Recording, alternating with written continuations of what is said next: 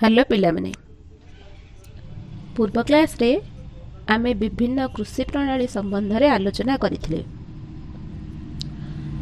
मृत्तिका प्रस्तुत कर सारिबा परे मंजी बुणा कार्य करा जायथाय। कृषक उन्नत मानर बिहन बाछि मंजी बुणी थाए काहेकि ना उन्नत मानर बिहन अधिक अमलक्षम होई पारे। तुम देखिथिबा आजिकली हाइब्रिड मंजी भी व्यवहार करा जाउछि। तुमे माने देखिथिबा चाषी माने उन्नत बिहन बाछिया पई कोन करंती मंजी को पानी रे ढाली दियंती। फल रे फंपा मंजी गुडी का पानी रे भासी थाए आ जोडका उन्नत मानर बिहन से तळे बसी जाय थाए आ चाषी माने सेही बिहन को व्यवहार करिथांती, फंपा गुडी को व्यवहार करी नथांती। ताले मंजी बुणा कार्य दुईट प्रकार संपादित होता है। प्रथमटी पारंपरिक उपाय तुम चित्र देखुथिब। पारंपरिक पद्धति रे मंजी बुणिया पई काहाळी सदृश एक यंत्र खंचा जाय थाए। काहाळी रे मंजी ढळा जाए, एहा एक सरू पाइप द्वारा माटी उपरे पड़ी पड़ी जाय थाए। किंतु आधुनिक उपाय रे आजिकली ट्रैक्टर सहाय्य रे कम समय रे कम खर्च रे सहज रे मंजी बुणा कार्य हेई पारुची। मंजी बुणा ड्रिलिंग यंत्र सहाय्य रे समान व्यवधान रे समान गभीरता रे मंजी गुडी को माटी रे पका जाय थाए। तेबे बिहन को उपयुक्त व्यवधान रे पकाइबा निहाती दरकार। तुमे माने देखिथिबो चासी माने धान गछर तळी होई गले ताकू किछि किछि व्यवधान रे रोई थांती। काहेकि कारण उपयुक्त व्यवधान रे बा उपयुक्त दूरता रे गछ न लगाइले एहा उपयुक्त परिमाण रे सूर्यालोक और माटीर पोषक पाई परिबो नाही, फल रे भल बढ़ी पारे नाही। तेणु मंजी बा गछ को उपयुक्त व्यवधान रे लगाइबा निहाती जरूरी।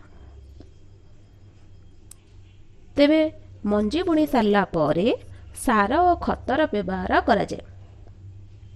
मृत्तिका रे गछ हृष्टपृष्ट होई बढ़िया पई जेउ अतिरिक्त पोषक पदार्थ व्यवहार करा जाय ताहाको खत बा सार कहा जाय।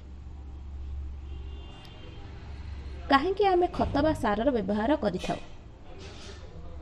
लगातार भाव रे जमी रे शस्य उत्पादन करि चलले मृत्तिका रे थिबा दरकारी पोषक पदार्थ गुड़िक कमी कमी जाए। फल रे ताको भरणा करबा पई कृषक माने जमी रे सार बा खतर व्यवहार करिथांती। तेबे दरकार ठारू बेसी बा कम सारर प्रयोग गछ पई भल नुहे। तेबे हमें जानिबा सार कौन और खत कौन। सार एक रासायनिक पदार्थ जेउथरे एक निर्दिष्ट पोषक बहु परिमाण रे थाए। एहा कारखाना रे प्रस्तुत हुए। तुम जानिथिबो पोटास सार, यूरिया सार, एनपीके सार ये सब रासायनिक उपाय रे प्रस्तुत करा जाय। तेबे सार को आमे देखि जाई व्यवहार करिबा दरकार। अत्यधिक मात्रा रे सार प्रयोग करा गले त मृत्तिकार उर्वरता बढ़ाई न थाए, उल्टी मृत्तिकार उर्वरता कमे दिए। मृत्तिका प्रदूषण और जल प्रदूषण मध्य कराई थाए। आउ मृत्तिका रे थिबा दरकारी अणुजीव मन को मध्य मारि थाए। रासायनिक सार ह्यूमस बढ़ाइबारे सहायता करे नाही। एबे खत विषय आलोचना करिबा। खत एक प्राकृतिक पदार्थ जहा उद्भिद किमा प्राणी मानकर जैविक अवशेष रु मिली थाए। एहा ह्यूमस जोगाई थाए, माटी को ह्यूमस जोगाई थाए आउ दरकारी अणुजीव संख्या वृद्धि करि थाए। तेबे आमे रासायनिक सार और खत विषय तो जानिले। वर्तमान तुम पई काम तुमे रासायनिक सार और खत मध्य रे पार्थक्य लिखि रखिबो। आज पई एतिकी।